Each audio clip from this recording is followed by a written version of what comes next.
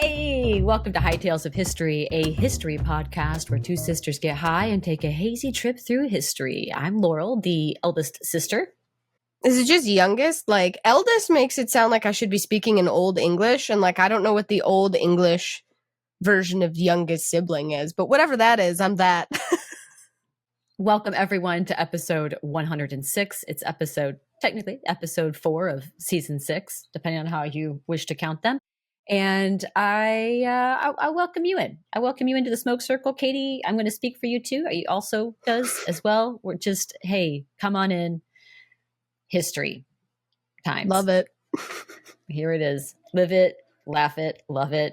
It's 4:00 on a Friday afternoon. I've cracked a bottle of wine. I realized I poured just about half of it in my wine glass. Sorry about that. Wine glass give you more to hold. You know what? It's your birthday week. You're allowed. That's what I'm going to say.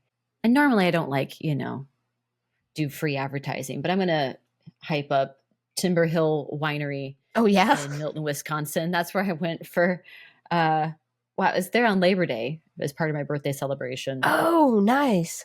And so I did a wine tasting and had a glass of wine. And I got this one. It's their Frontenac wine. And I was like, that's nice. That's delightful. That will go nicely with the strawberries that Katie had delivered to my door just before we started recording. So what timing?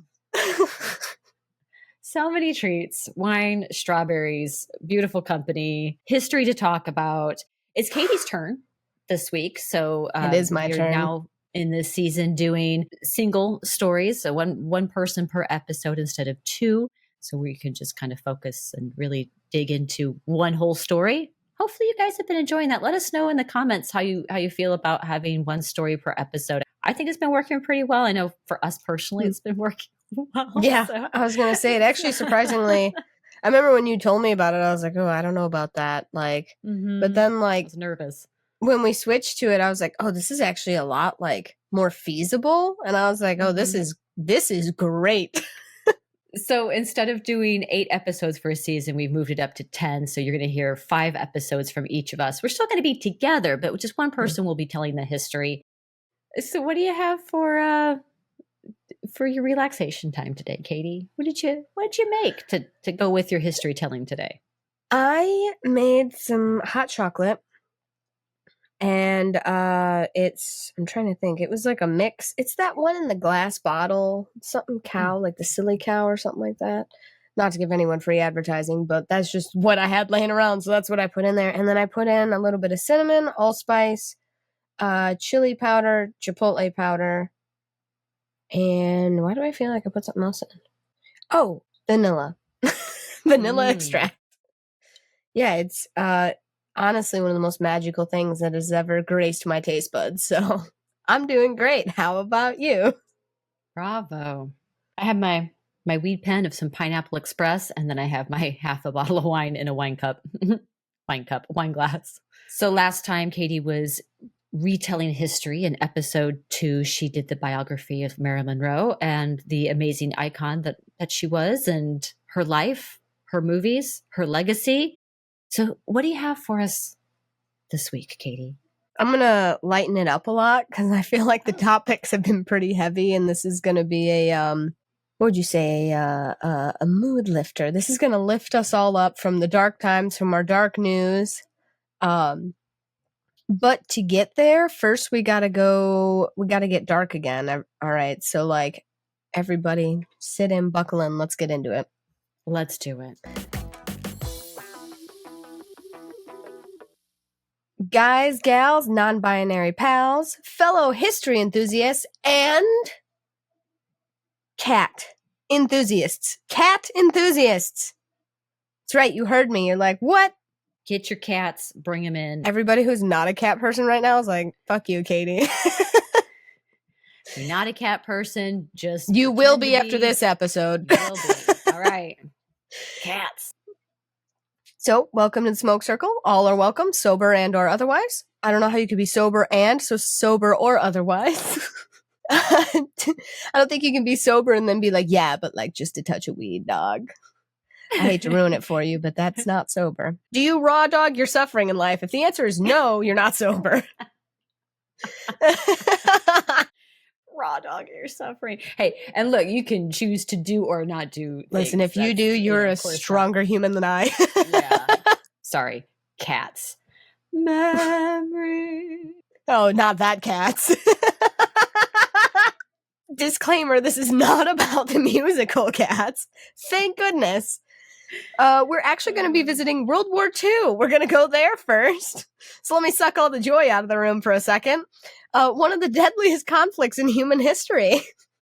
After it was all said and done, the deaths totaled to an estimated 70 to 85 million deaths in total. That's a lot. Wow, Katie, you said this was uplifting. Hang in there. Lots of factors contributed to those numbers, though, so including, but not limited to, massacres, genocides, strategic bombings, starvation, and disease. And sadly, with the vast majority of those actually being those casualties, were most of them were civilians. Now that I built you up to tear you down, I'm going to try and build you back up again. World War II will be remembered, hopefully, because it is important to go over these things, remembered, for how absolutely awful and terrible it was. And it literally wiped out, like, big swaths of the world. So, like, hence World War. Like, they're, like, super bad. Especially after nuclear warfare was discovered and utilized. So. Ugh, yeah. I will say, though, that Nolan film is a solid one. Was it Oppenheimer? I should know that. What a shame I am. I've not seen it. What? Really? Mm-hmm. All that darkness aside, we've all heard tales of incredible survival, however, that comes from the Second World War. It's the darkest moments of adversity that the stories of courage and resilience and the sheer will to live against all odds, like, really hit the heaviest, right? I always think back, yeah, I'm gonna do it. Are you ready? It's fucking coming, champ. I always think back to Samwise Gamgee when he's sitting there and they're in Osgiliath at the end of Two Towers and he's talking to Frodo. Says, what do we have that we're holding on to, Sam? He goes, folks in those stories had lots of chances of turning back, only they didn't. You know, and he's like, because there's some good in this world, Mr. Frodo, and it's worth fighting for. I was like, God damn it, I love Sam. Dude, Sam. Sam's the MVP. We all have a Samwise Gamgee in our life. Whoa, if you're lucky. If you're lucky. I hope they're also called Sam, because somehow that's just more correct. Yeah. I think I've finally found it. I think Sam is the MVP of the trilogy, closely followed by Aragorn, though. I mean, girl, like, whoa, hold on. Don't say it like it's so obvious. Like, whoa, hold up. Yeah. I would agree with that assessment. Number one, Sam. Number two, Aragorn. Yeah. Yeah. It's a close two, though. I mean, that's like a 1.2, actually, is Aragorn. Yeah. I don't know if Sam would have made it into Mount Doom. Or, sorry, if Frodo would have made it into Mount Doom if Sam... I do, and the answer is no, he wouldn't have. Yeah, you know, like, no. Sam, like, was like, no, I am literally gonna pick you up and carry you there. You're going to... Oh, my God, I can't carry it for you. But I can carry you! Oh... All right, we got to stop. I'm going to go into a full love fest and we're going to get copyright infringement and it's not going to go well because I have the entire movie memorized. Yeah. Oh, God. Yeah. But, like, for real, like, that being said, I mean, Frodo says it himself and it's true. He says Frodo wouldn't have gotten very far without Sam, and that's true. So let this be a lesson to all of us. Don't try to solve your problems alone. Reach out and talk to somebody.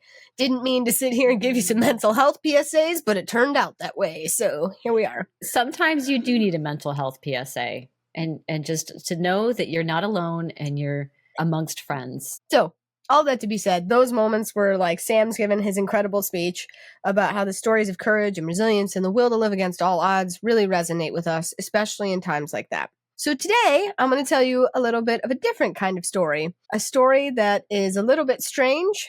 Some say too strange to be true, but I think it's great. And you know what? For those of you who don't follow, I know we have lots of friends and family that do follow on the gram. I had a really tough week last week, and a lot of my time is spent alone at home. So I get a lot of comfort from a certain somebody who lives in the house with me. And I was like, you know what? In honor of said entity, I'm not sure where she is right now, but she's somewhere around here. I'm doing a story of also an entity that helped a lot of people through a lot of tough times in World War II. This is the story of a black and white cat, a humble feline who, through a series of unbelievable events, became one of the most famous and definitely one of the luckiest survivors of the entire war. This is the tale of Unsinkable Sam. Unsinkable Sam. And it circles back around to Sam, dude. Yeah. It's too good. Oh, I love Unsinkable Sam. Katie, oh, this is such a good pick. Thank you. I love Oh, man, I'm so glad that you're here for it. I wish my Unsinkable Sam was here, but I'm pretty sure she's luxuriating in a nap right now, so that's fine. I'll just sit here alone. Pause. If she comes by, I'm sure. She shows up periodically throughout the podcast. Everyone just comes charging in, and I'm like, yeah, because she's a cat, so she's like, oh, that's fuck this shit. I'm gonna just go right in. She loves to hit the microphone, so if anyone ever sees that I'm here, like making a face, it's me making sure we're muted so that I'm not interrupting what's going on. Good times. Unsinkable Sam, you guys. Listen, Frodo wouldn't have made it very far without Sam, and neither would some of these soldiers. Mm-hmm. All right. You're in for a treat. I love this. The year is 1941. Europe is engulfed in the Second World War. The German Navy, or the Kriegsmarine, I think I said that right. Kriegsmarine. I mean, I did take, 6 years of German? I should know this. So they had just launched their newest and most formidable weapon, the battleship, the Bismarck. Oh, yeah, that bad boy. She's a biggin. At over 820 feet long and weighing more than 50,000 tons, she was a true behemoth of the seas, a symbol of German naval power. But even the mightiest ship needs a mascot. The crew of the Bismarck had a cat. We don't know his original name for sure. A lot of them say it was Oscar. Others say it was Peter, but they're pretty sure it's Oscar because they named him after, because I thought they found him the first time floating, but that was kind of unclear in my research, so I just kind of omitted it. But Oscar was O for the code name, what is it? What did they say? It's like code O is for man overboard. So they named him Oscar after the code O. That's what I read. So it's in my note. You can go look through my sources if you want to research in that a little more. There is also in the sources, there's one that kind of goes through a little bit more stories of more cats during World War II. I did not include them because a lot of them end tragically. And I was like, well, I'm trying to lift everybody up, so I'm going to not bring us all back down. So we've got a feel-good story for you. So most likely Oscar, some say it was Peter, on this German giant battleship, the Bismarck. But he is a part of the crew, a small furry comfort in the cold steel labyrinth of a warship. You gotta have some sort of comfort. I don't imagine that'd be a very friendly place. No, I would definitely want a cat on board. And plus they're good mousers too. That's why they had them. Because what would happen is rats and mice would eat the food, and then you've got starving sailors. Not great. On May 18th of 1941, the Bismarck set sail on what was supposed to be a mission of destruction against the Allied convoys. But it was not to be. Serious eyebrows.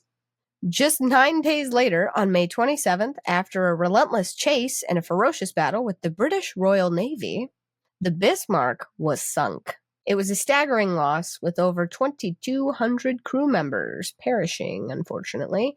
Of the entire crew, only 114 survived. 114 and a cat, that is. The seas were a chaotic mess of, obviously, shipwreck, debris, and oil. The British destroyer HMS Cossack. The HMS Cossack was on the scene, searching for survivors. It was amid this desolation that a sailor spotted a tiny form clinging to a floating piece of wreckage. As they drew closer, they realized it was the Bismarck's cat, soaking wet, but still alive. He was rescued and brought aboard the Cossack, and from that day on, the British crew named him Sam. Oh, Sam. I know. That's a really cute name. It's such a cute name for a cat. It also feels very British, too. As of course, that's a British cat. I think name, I've been Sam. lucky enough in my life that almost every Sam I've met has been amazingly lovely. So, like, to me, I hear it and I'm like, oh, it's an extreme term of endearment to me when I hear the name Sam.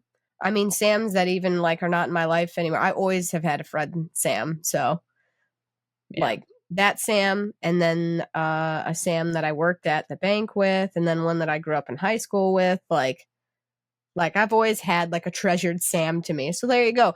Grab your Sam and hold them tight. Sam. They're worth holding on to. I knew Sam in high school. Samantha was her full name. Oh, yeah. She was great. She's a really trooper. Sweet girl. Yeah. Katie was throwing up green Hulk milk. Yep. She's going to tell everybody. It was green. No, okay. Oh my gosh. First of all, she was always like the group mom, and so she just sat there. You gotta tell the story though. Little Katie on the back. Yes. Okay. Tell the full story. So back in like 2004 to 6, weird shit came out. Remember the purple and green ketchup? Do you remember that shit? We had weird shit in the early 2000s, which is ironic because I'm like desperately allergic to food dyes now. Probably allergic to it then. That's probably why I was throwing up. But either way, surprise. But it was like, so instead of like Hershey's chocolate syrup, it was Hulk green. All I had done was made chocolate milk, but for some reason I got sick and was throwing up. And this dearest, kindest soul like sat there and held the cup for me. Well, I mean, how old was I? 8, maybe? 7, 8? Yeah, you were little. I was at least 17 or 18. Okay. I think that was a senior in high school. Oh, yeah, so I would have been 18, I think. So, yeah. Yeah, she was so sweet. She was a little younger than me in school. We were in band together and we both played saxophone. If I could like apologize for that moment, I would. I doubt she listens, but I'm friends. No, I wouldn't imagine, but I am friends with her on Facebook, and I could send her a message if you want. You should be like, Katie feels super bad for that day. Just rubbing her back and like just holding the cup while Katie's like just keeps throwing up in this cup. This poor little sweetheart. Anyway, after that hardcore side quest, so Sam became the HMS Cossack's new mascot. Life on a destroyer was fast-paced and dangerous, but Sam adapted.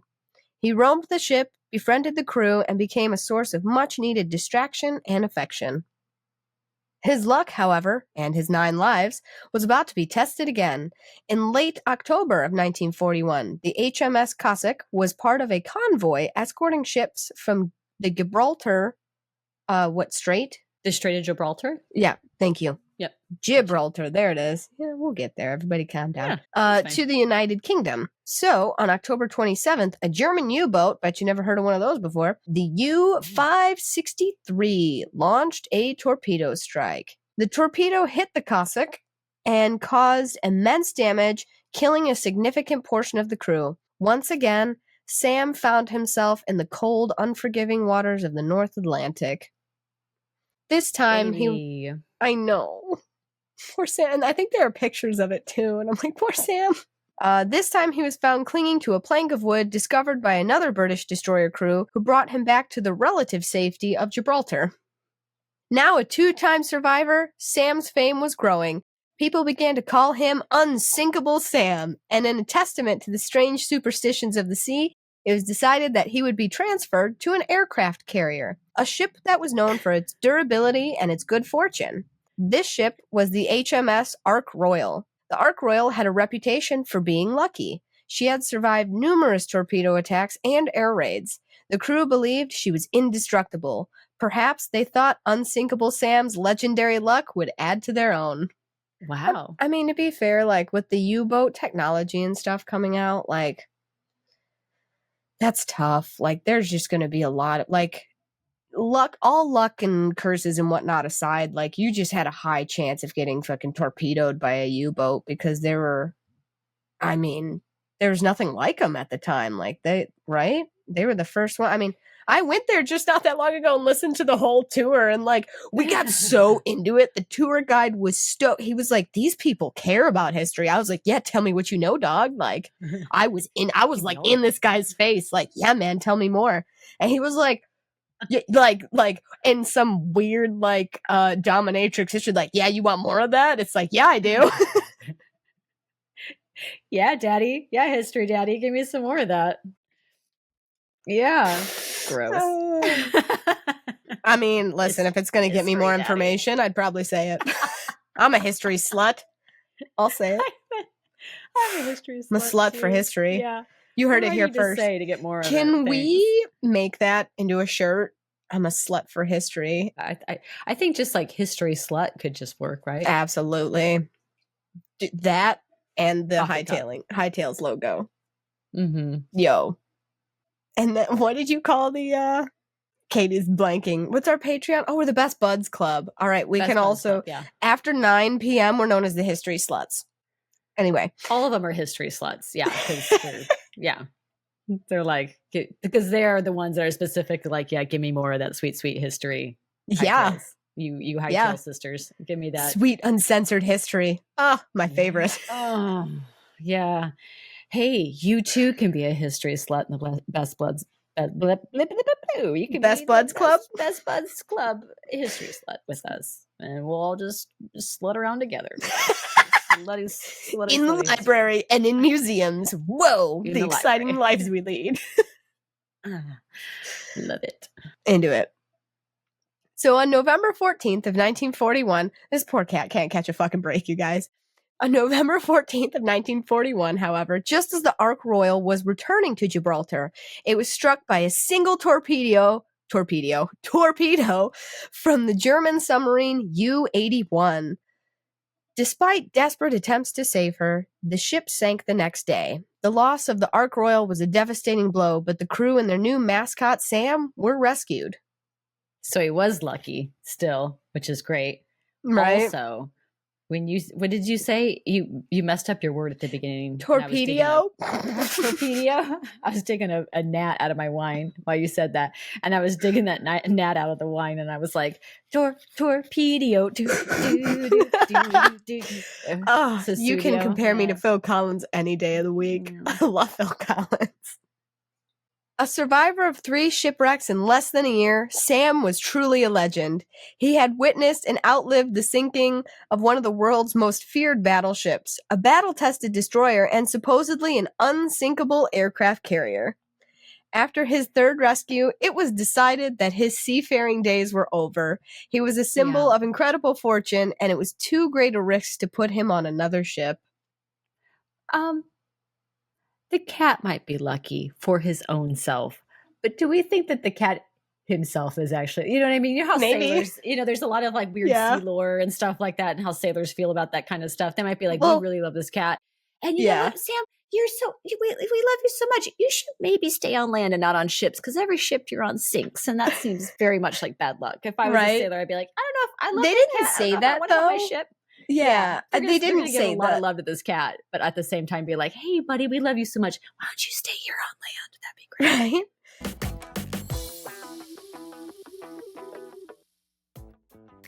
Ahoy, and 3 cheers to the Navy cat. Who doesn't love a Navy cat? Mousers and mascots, a lot of them. And I love that story of Unsinkable Sam.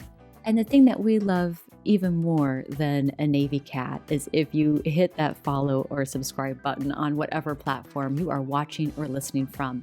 If you really like what we're doing, please leave a rating or a review of the show. Those 2 things, subscribing to the show and reviewing it, are the best free things you can do to help our little show grow. And if you like an unsinkable underdog story, it seems like you do, think of it as a way to help stand up against the corporate giants that are all over podcasting these days. So we appreciate you and your time leaving us a little review. You can also give us a follow on social media. We're on Instagram at High Tales of History, or on TikTok at High Tales of History Pod. We're also on YouTube, High Tales of History. All of our social media and our YouTube channel are linked in the show notes below. If you really, really like what we're doing, join the Best Buds Club. That's our Patreon with bonus content just for the Best Buds. And over there we have bonus episodes, author and guest interviews, historical recipes and cooking videos, historical movie watch-alongs, which are always a great time, and some extra bits from the show that didn't make it into the episode, all for the price of 1 to 2 cups of coffee a month. We even have a free member sign up if lurking in the shadows is more your thing. Sign up and lurk. Have a lurk and a look at what we're doing. That's patreon.com/High High Tales of History, also linked in our show notes. All right, break's over. That's my boatswain whistle. Do you like that? So Katie's tale about Unsinkable Sam is wrapping up. She's got more nautical felines for you coming up. So with that, let's puff pass it on to part 2. That's why I said what I said earlier. You just have really high chances of being hit. You are in active naval battle. You have such a high chance. I mean, how many casualties do you think were from torpedo strikes and U-boats alone? Like, so many. By World War II, you got a lot of fearsome. Oh my God. The technology, was better than it's ever been before that. Warships, submarines, all the things. Let me see if I can find that. U-boat attacks. Let's see if that. It says more than 30,000 men were killed in U-boat attacks during the war. And of that, 15,000 were merchant sailors, not even yeah. Oh, damn, girl. Really? Yeah, man. Like, Katie's like, tick, tick, tick, tick, tick. I feel like Kim Possible right now. Google says, yeah. That's what the Dr. Google says. But I do know, and this I know from going to the museum, being a history slut, that near the end of the war, as the sonar and the technology got better, going on a U-boat was more of a death sentence because you were so likely to be sank. So I'm talking like the 40, 44. Yeah. So when the technology got better, going on a U-boat, so early on in the war, it was like you had to get on a waiting list to get onto a U-boat. And then later on in the war, as it went on, it was damn unlike they had to work to find like people to go on there because it was pretty much like, well, if you go on a U-boat, you're not coming back. So wow, just the speed at which technology caught up to what this 3 or 4 years, yeah. But I mean, it took a while. Like there was a lot of people that died before that from the U-boats. Again. Yeah. They started in World War I, right? Lusitania. And that's the only reason why I remember why U-boats existed in World War I. U-boat attacks in World War I and World War II. Yeah, you're right. Oh my God, you're so smart. But I mean, even between the sinking of the Lusitania. Oh my God, dude! Like fucking, you even impress me. History slut, right? I'll tell you right there. The sluttiest. Yeah, you are. Anyway, I never thought I'd try to compliment my sister that way, but anyway, tell me more. Yeah. Sorry. But yeah, but I mean, even between World War I and World War II, the technology just full stop, massive. Any military technology. Yeah. So like, I would imagine the U-boats themselves being like the advanced technology in World War I, advanced even further by World War II. That, I mean, pretty much makes sense to me. I'm not like a naval historian, but I mean, that makes sense. Yeah. So put it to you this way. There's an extraordinarily high casualty rate in World War II with over 70% of German submariners not surviving the war. So that's what I was talking about, were those numbers but that was more towards the end. They kind of like skyrocket. Like I said, when the technology caught up, suddenly it was easy to find them. And unfortunately, So that's why if you're ever in Chicago, you should visit the Museum of Science and Industry because they're 505. U-505 boat is there, and it's only one of two left in this world. So a lot of them were sank. It's super hard to find them. We have one in Chicago, and the other one is where? In Britain? Yeah, because they repurposed it and used it, I think. Because they took the submarine, painted a fucking Union Jack on it, and was like, it's ours now. Yeah, maybe. In terms of like that class, it's like an X something C class submarine or U-boat or whatever. Yeah. There's only 2 that exist in the world of that class submarine. And the other one is also a museum. I'm going to look that up real fast. Okay. But I do know that, so the keeping, again, here I am, now that I've talked about the museum, I'm like, oh yeah, I remember everything the dude said to us. So they were super lucky to get this particular submarine because what would happen is when those German, submariners, like if the ship was being taken over, they had this protocol because of the whole Enigma machine and stuff like that. They didn't want their secrets loosed to the Allies. They had this big valve that they would pull and sink the submarine so that it couldn't be taken by Allied troops. this particular submarine, the U-505 that now sits in Chicago's Science and Industry Museum, they were able to, the crew got on, and I remember they said it was the first mate or the captain who was like, find that valve and close it, because they knew what they were doing, and somebody hadn't done a very good job, or that thing would have been flooded and down already, and they found it and they closed it and they were able to tow it back. So they towed that thing after the war was over. It sat on the United States' East Coast for a while, and then it got towed up through the Great Lakes, down through, and it sat in Navy Pier for a long time. My partner's father got to go tour it when it was on Navy Pier, which would be wild to get on that thing, feeling that move. There's not a lot of space in there, by the way. I'm tiny. I'm 4'11", and I had to duck through things, and my partner's dad is 6'7". So yeah, he is. He's fucking massive. Jeez. Yeah, I remember being the last time I went on it, I was still a kid. I went and visited, and I remember being like, wow, it's small. I can't imagine, like, when you're on like red alert and having to run, like get to certain, that someone did not like completely clock themselves, like stormtrooper themselves. Yeah, they did. Thunk. Yeah, I mean, because I remember noticing that too, being like, I don't know if I would like being. Yeah. And you had lice in your bed. Ew. No. Ew. Thanks. No, thank you. I'm good. Yeah. So I'm already fishing gnats out of my wine right now. I have lice in my bed. This is already enough of an inconvenience. I couldn't be bothered. I'm sorry. No, thank you.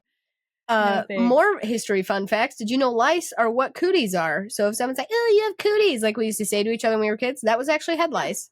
So carry on, Laurel. There you go. I've got your answer. So there are two. So it's IXC is the class. I was like, I remember the X and I remember the C. So type IXC U-boats left in the world. There are only two. One is at the Museum of Science and Industry in Chicago. That is the U-505. The U-534 is on display at Woodside Ferry Terminal in Birkenhead, England. It is England. Sunk by the Royal Air Force in 1945 at the end of the war. And then it says, this is according to Google, by the way.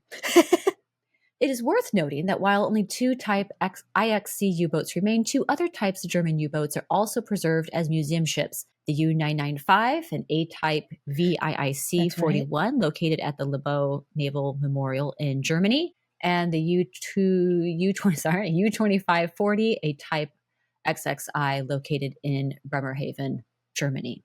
Okay. So Germany has the other two. I knew the 95 or whatever was still a thing. I don't know how I knew that, but I did know that. So as for this particular U-boat, it's there are only two in the world, one in England, one in Chicago. Whoop. Represent Chicago. Actually, fun fact, for anyone in international and or otherwise who does want to visit Chicago when things are less a little wild out here, we have some of the best museums in the country. Just saying. We do. Tell them. I will. Tell them. I fucking will. And we have one of the most complete Parasaurolophus skeletons ever at the Field Museum. Yes. And T-Rex. And T-Rex, which is still cool, but Parasaurolophus. And it has Velociraptor, and we have a Triceratops, we have an Ankylosaur, we have a Pterosaur, which, by the way, yep, we have the Titanosaur. We have pterosaurs, which pteranodons and whatnot, which, so like flying dinosaurs are not dinosaurs, they're pterosaurs. Just want to educate you all on that. You all are getting so much history right now. We've departed from the cat a while ago. We side quested hard, but anyway, I just had to preach to you. Smoke Circle. Yeah, Chicago. We have some of the best food in the country. It's better than most other cities. I'm just going to put it out there. We've got a lot of like beautiful little communities in Chicago that have popped up. Our Chinatown, second to none. Our fucking, yeah. Well, I mean, San Francisco might have an objection with that. I mean, or New York too. I'll let them have it, but like we're still up there with them. We stand with them. Okay. We're not against them. We stand with them. Chinatown. We're not like third place. Like we're right up there. Like, okay. Dude, our dumplings. We have great pizza. It's the best in the world, in the universe. I'll die on that hill, as you all know. If you have been to to this podcast before, you'll know that I will sing the praises of Chicago pizza and weirdly of Wisconsin all day long. Anyway, So back to Sam. Speaking of cats.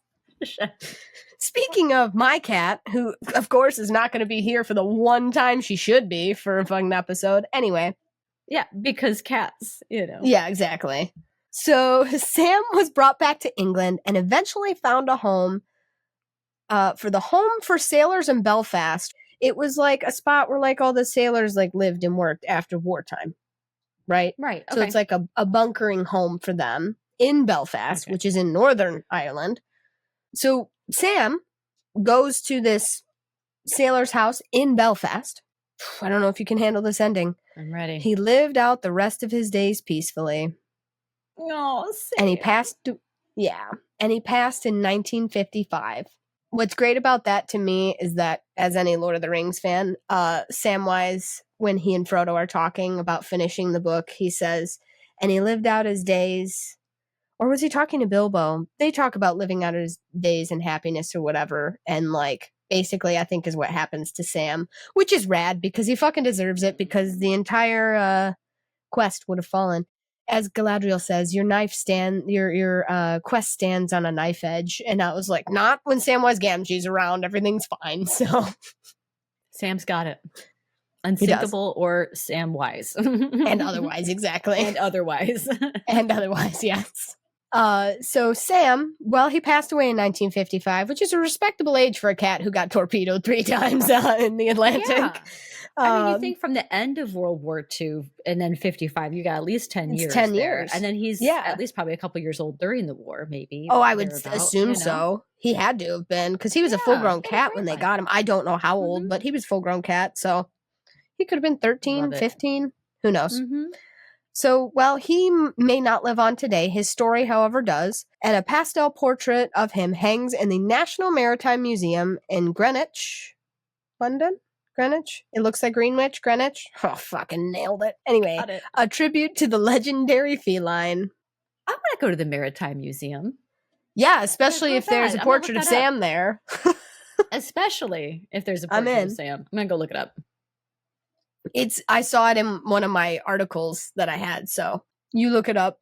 But with every great legend comes an element of mystery. The story of Unsinkable Sam is a fascinating one, but many historians and skeptics have pointed out inconsistencies. The conflicting names, the lack of a single definitive photograph, and the fact that the cat survived 3 sinkings in a short period of time seems almost too incredible. Naysayers, they're here to spoil our fun. Some believe that the story is a composite, a blend of different cat-related anecdotes from various ships, all condensed into a single powerful narrative to provide a symbol of hope and a good story. The story, however, of Unsinkable Sam, regardless of whether it's true or not, it's not just about the cat, right? It's about what the cat represents. Sailors often kept animals as mascots. Cats, dogs, even goats, apparently. When I find that story, you'll be the first to hear about it. These animals provided comfort, companionship, and a sense of normalcy in these abnormal and sometimes terrifying circumstances. Again, you don't know when you're going to get hit by a U-boat and or otherwise. They were symbols of hope, but also of home, right? That's when Sam and Frodo, it's just going to keep happening. Just give in. I won't apologize. When they're talking about the strawberries and the cream and stuff, when they're laying there on like lava rocks, you know, it's those moments that like those comforts of home that you're like, oh my God, there is something worth living for in this world. I included a couple more. There's like a couple stories of like ship's crews that saved their cats because I didn't want to give you guys all the bad news. So when the USS Hornet was sunk in 1942, her crew was so concerned about the ship's cat that they were willing to risk their lives to rescue it. She made it. And sailors from the HMS Amethyst in 1949, when their ship was ambushed, they made sure to bring their ship's cat, Simon, to safety. He was also a black and white cat, by the way. He's somewhere in there. There's a picture of him in one of my source materials. So these animals were more than just mascots. They're part of the crew, part of the family. The story of Unsinkable Sam speaks to this deep bond, a bond between humans and animals, forged in the calamity. Sorry, I just watched Desolation of Smog. You're all going to hear the word calamity for the next 3 weeks. Of war and adversity. It reminds us of hope, the unexpected ways we find comfort in a world of chaos, and the profound resilience of life itself. Sam's survival, whether fact or legend, gives us a remarkable image of unwavering luck and the enduring spirit of life, a spirit that simply refuses to sink. Katie, that's great. I love that. And you know what? I do like the complete tone change that happens if you say unspeakable Sam instead of Yeah, right. Sam. You're like, the unspeakable Sam. And I was like, oh, wait a second. Hold on. No. Now it's a horror movie. It's like, whoa. Like, meow, bitch. I'm sinking this ship. I'm unspeakable Sam. And then just like vanishes in the shadows. Secretly, that was his alter ego. He was like, I'm unspeakable Sam. I mean, really, when 3 of the ships that this cat goes down, or like that this cat's on, go down, I mean, Starting are you to unspeakable wonder. Sam? I'm starting to wonder. Hey. Oh, Kitty. funny. There's the as close to true story as we can get of Unsinkable Sam. Oh, brilliant. I love Unsinkable Sam. Thank you for bringing that one, Katie. Oh, you're so welcome. We needed it. We, in this day and age in this country, we needed Unsinkable Sam, so. Or Oscar. We need Man an Overboard. Unsinkable Sam. Yeah, Man Overboard Oscar. That's cute. And I hate to give Nazis credit for such a cute little name like that, but I was like, oh, that's right. They would be, wouldn't they? You said Nazis. that, and I was like, Nazis? When did they get here? And I was like, oh, yeah. I love that. Yeah, Unsinkable Sam. What a cutie patootie. Oh, I looked up the Maritime Museum, by the way. Oh, yeah? It's beautiful, for one thing. And it's in Greenwich, London. Yeah. It's considered to be the largest maritime museum in the world. It's free. You don't need a book. How great is that? Love that. Love that. It's really lovely. Georgian architecture and all that sort of thing. So yeah, love a maritime museum. Let's all go. Hey, folks, yeah, if you're ever in Chicago and you're like, hey us, like we'll go on a museum trip with you. Like that would be great. Like, granted, we're available, yes. Give me any excuse to go to a museum, full stop. But yes, like, Chicago's museums are great. So they London's got are great museums too. So like, oh, and there's never enough time to get through one in a day because they're not open that long. You know. They really aren't. No, they're not. I remember going to the Field Museum kind of later in the day and being like, all right, you have 3 hours. Like a few hours. Yeah, exactly. Yeah. Like, and you're like, oh, get through there.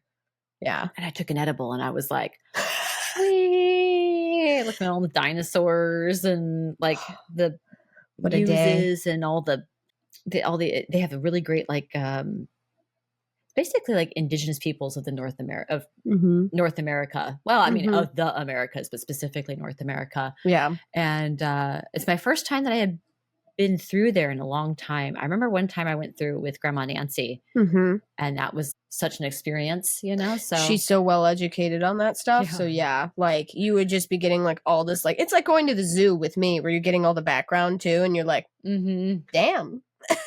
Yeah, I remember that was really fun. So there's some stuff there that I remember seeing when I was a kid, but they've like completely changed the exhibit. You know, they completely changed the exhibit, but there's some things in there I was like, oh, I remember seeing this as a kid. And that's great because there's a lot of signs also. I don't know how many museums are doing this, but there are also a lot of signs that have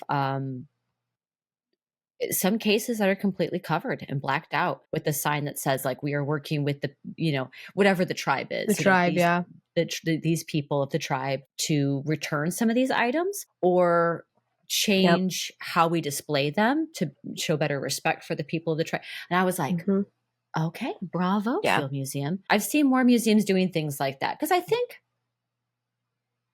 again, this is coming from a white woman who is not indigenous whatsoever, but I think it's really good education, right? But definitely this is the land you live on. These are these people's land that you live on, so you should know about it. Know about the people, right? But also doing it within a way that is like making sure that's respectful. Because a lot of times these artifacts, how they were procured was not necessarily in a legal or fair manner. Right. So yeah, that's another big thing. So like sacred artifacts returned, probably great. Yeah. Field Museum, it's super cool. Science and industry, amazing. I haven't been there in ages. I can't wait to go back. Oh my gosh. I really want to go to the Chicago History Museum. It's apparently amazing. And I don't know why in all my years I've not been. We have a history museum? The Chicago History Museum. Yeah, it's apparently fantastic too. I've never been. I know. Field trip. Hightailing field trip. Let's go. Would that be fun? You want to go do that? Yeah. Do that someday. Yes, I do. Okay. Obviously, the answer's yes. Yeah, let's do that. Maybe we can do that on a day. I'll drop kiddo off at school in the morning, and then like we can have a whole day. And as long as I don't, it's like a Tuesday or Friday. Oh my gosh, what if they have like a free Tuesday? We'll look this up, guys. Chicago friends, like let's make a whole thing. / international. If you want to fly in and have a day, we'll find the date that we're going, and then let's go do that. Isn't Chicago one of our top 10 food cities in the U.S.? I'm pretty sure it is. Oh, at least. I would even say top 5. It used Probably. to be nearly number 1 years back when I wanted to be a chef. Yeah. Who's number 1, if I might ask? Might be New York. Oh, back off. Fine. I'll share with New York. They're massive. Might be New York. I mean, it's a huge, New York is a massive city. And you know what? Some of the best Italian food I ever had in my life was in New York. So, I mean, I'll give it to you. Little Italy. It's really good. I mean, the best pizza in the world is in Chicago. I'm not even going to argue that with any of you, but Skatey's like, absolutely not. Yeah. I'll not give them that, but their Italian food is fucking rad. Hey, let's put it in the comments. What's your city's like food? Yeah. You know, like what's your city like Louisville, Kentucky has amazing Cuban food. Amazing. Because in the 60s, 70s, they moved a lot of the Cubans from, you know, how kind of like they kind of just transport people. They moved them up to Louisville, and they have an amazing Cuban food in Louisville, Kentucky. So there you go. What? Drop us a line. Bourbon. Yeah. And some good horses. You got some Cuban food. You're going to have the loudest day in metal this year. Gonna be there. Some monster left me 10 fucking minutes to get from Lorna Shore to Slayer. I don't know what monster decided that, but you have it out for me, and I'm ready to fight ya.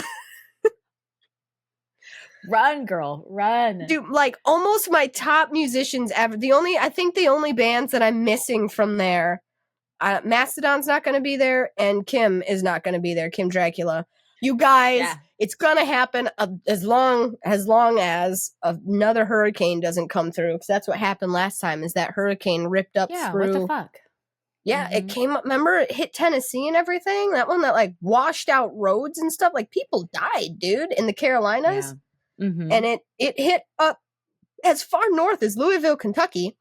And folks, Katie and Blake were getting ready for a metal festival, and they got I was going to see Slayer out by the whole thing, and it was awful. It was terrible. And then my mom and I were in a hotel in St. Louis. That's right. Also, you were down close to me. That's right. Winded out from our concert, but our concert was vastly different. My mom and I were going to go see Billy Joel.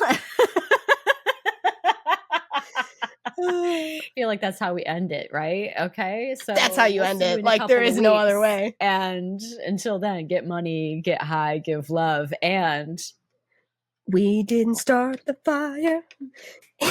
Always burning since the world's been turning. That's 5 seconds. That's all we got. All right, we love you guys. Okay, bye. Cool. I was like, all right, that's it. Cut. Hard cut. Don't want to get sued by Billy Joel. Yeah, no, he'd win.